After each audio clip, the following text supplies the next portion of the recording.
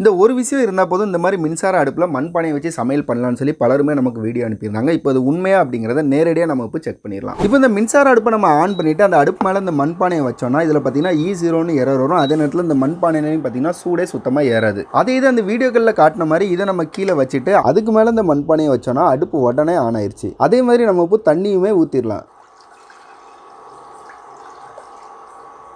இப்போ நீங்கள் பார்த்தாலே தெரியும், புகை பார்த்தீங்கன்னா பாத்திரத்துக்கு வெளியிலேருந்து தான் வருதே தவிர தண்ணிக்குள்ளேருந்து வரல. கொஞ்ச நேரத்திலே பார்த்தீங்கன்னா வெளியிலேருந்து புகை வந்ததுமே நின்றுட்டு, அப்படியுமே பாத்திரம் சூடாகலை. அடுத்ததாக எவ்வளோ நேரத்தில் இந்த தண்ணி சூடாகுது அப்படிங்கிறத நம்ம வெயிட் பண்ணியே பார்த்துடலாம். இப்போ பார்த்தீங்கன்னா 15 நிமிஷம் ஆயிருக்குது. இப்போ தான் பார்த்தீங்கன்னா சூடே ஆக ஆரம்பிச்சிருக்குது. எவ்வளோ நேரத்தில் கொதிக்குது அப்படிங்கிறத வெயிட் பண்ணி பார்த்துடலாம்.